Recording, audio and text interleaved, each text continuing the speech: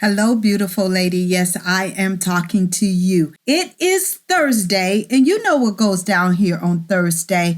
Wife Life with Dr. Gail goes down here on Thursday. So do me a huge favor. Make sure you're hitting the subscribe button and the little bell right next to it so you will know when I go live. We're bringing sexy back. We're bringing sexy back. Let's get it started. Party, won't you give it up? And so tonight, I want to talk to you about how to have a better sex life.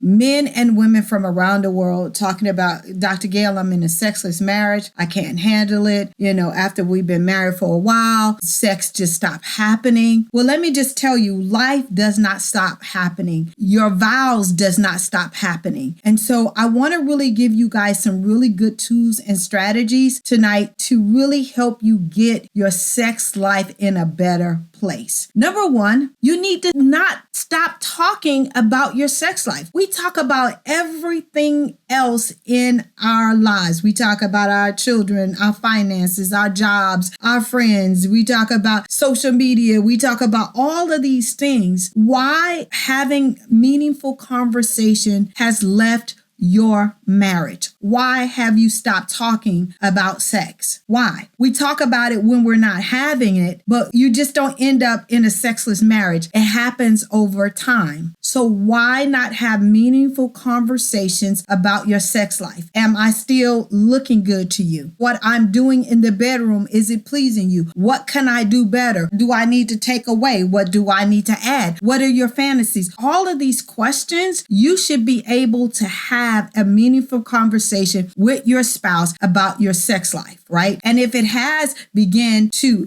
dissipate, you're not engaging as much as possible, you should be able to have a conversation before it gets to 6 months, a year, 6 years, 10 years, 12 years. I've heard up to 20 years, no sex. That is not the will of God for your marriage unless there is some medical situations going on or unless you both agree. So you need to have meaningful conversations about your sex life. Number two, you need to be responsive. If your spouse is telling you, I'm not being pleased, we're not engaging enough, this didn't feel good to me, I'm feeling this kind of way, you need to be responsive and be open to what they have to say because it takes two to tango. And if you're not doing the work and understanding and having meaningful conversations outside of the bedroom, there's no way that magic is going to continue to happen in the bedroom because 90% of having amazing sex happens outside of the bedroom. And I need for you guys to understand that. So be responsive. If your spouse said, you said something to me that hurt my feelings, deal with it. Don't sweep it under the rug. Don't think that they're being dramatic. Deal with it. If they have told you, I need help with the children, I need help with the,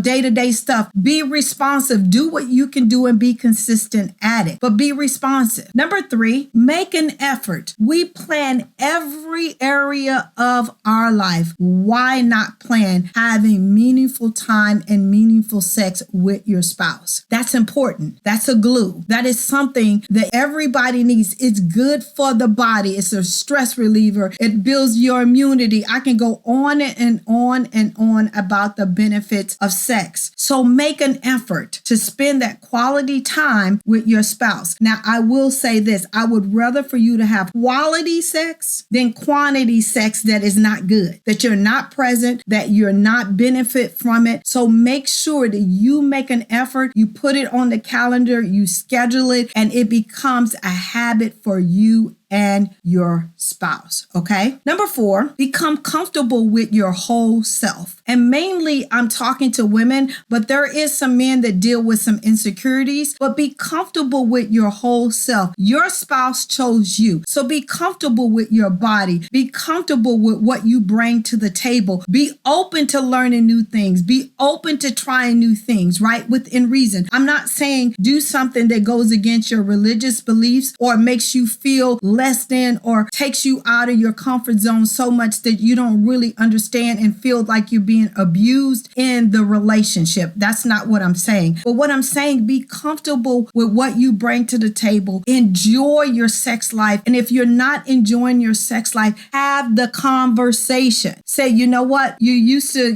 send me when you kiss me on my neck. That no longer feels good to me. I need for you to kiss me here, or whatever that looks like for you. But be comfortable with your whole entire self, because a lot of times as we grow older and we have new experiences and life is happening, things change. And if you're not having conversations and you're insecure about your body parts or whatever you have going on, that translates over into your sex life. So I need for you to be comfortable. And if you're not comfortable, have a conversation with your spouse. Your spouse should be a safe place for you to have meaningful, hard conversations. Okay. And number 5, know what you need, want, and desire from your partner. You got to know, because they're not mind readers. They're not. And so many people come to me and they're like, my sex life, it just doesn't feel good. She's just doing this or he's just doing this. But what do you want? I don't know. Well, if you don't know what pleases you, if you don't know what satisfies you sexually, how are they supposed to know? They don't. Again, they're not mind readers. So you need to be the GPS to your pleasure. You need to know what feels good, what does not feel good, and have those meaningful conversations outside of the bedroom so you can have magic inside of the bedroom, okay? I love you guys to pieces, and I am here every single Thursday at 8 p.m. Eastern Standard Time. I will see you next week.